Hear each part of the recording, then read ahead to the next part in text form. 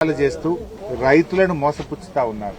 ఇవాళ రాష్ట్రంలో అధికారంలో ఉన్న కాంగ్రెస్ ప్రభుత్వం వడ్లు గాని, మక్కలు గాని, సన్ఫ్లవర్ గాని, శనగలు గాని, జొన్నలు గాని కొనండి అంటే కేంద్రం మీద నెపం నెట్టివేస్తూ పెంచిన పెట్రోల్, డీజిల్ ధరలు తగ్గించాలని కాంగ్రెస్ నాయకులు ఒకవైపు ధర్నా చేస్తా ఉన్నారు.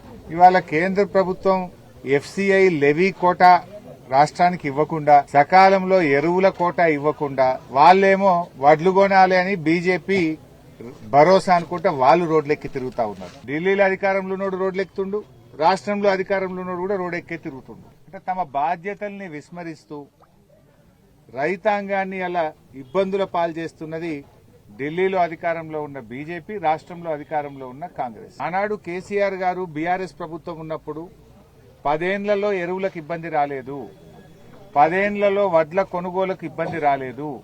మరి ఈ రోజు ఎందుకు వస్తా ఉంది? మీకు చిత్తశుద్ది లేదు, రైతుల పట్ల చిత్తశుద్ది లేదు. వాస్తవానికి రోహిణి కార్తె వచ్చింది. గతంలో ఎప్పుడైనా రోహిణి కార్తె వచ్చే వరకు దాదాపు వడ్లు అయిపోతుండే. మీరు మొదలు నెల రోజులు వడ్ల కొనుగోలును ఆలస్యం చేసినారు. ఒక నెల రోజులు ఆలస్యం చేసింది. ఆన్లైన్ ట్యాగింగ్ అని, మొత్తం లోడ్ అయినాక అది ఏ మిల్లుకు పోవాలనో చెప్తామని, ఇది కొత్త రూల్స్ అని చెప్పి ఒక నెల రోజుల సమయాన్ని వృధా చేయడం వల్ల వడ్ల కొనుగోలు ఆలస్యమై ఇవాళ రైతాంగం ఇబ్బంది పడతా ఉన్నారు. ఇప్పటిదాకా సగం ధాన్యం కూడా పోలేదు, ఇంకా సగం ధాన్యం మార్కెట్లలో, కల్లాల్లో రైతుల దగ్గరనే ఉంది. ముఖ్యమంత్రి ఏమంటున్నాడు? 80% కొన్నాం, 20 పైసలే ఉంది అంటున్నాడు.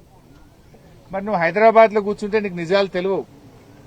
ఏ మార్కెట్కి పోయినా, ఏ ఊరికి పోయినా కూడా 50% ధాన్యం పోయింది, ఇంకా 50% ధాన్యం రైతుల దగ్గరనే ఉన్నది.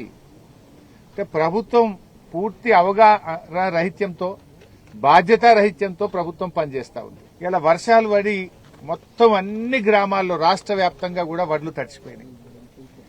ఈ తడిసిన ధాన్యాన్ని ఏం చేయాలనో తెలియక రైతులు చాలా బాధపడతా ఉన్నారు. రేపొద్దున వరకు మొత్తం మొలకొస్తుంది, మొత్తం పగిలిపోతుంది.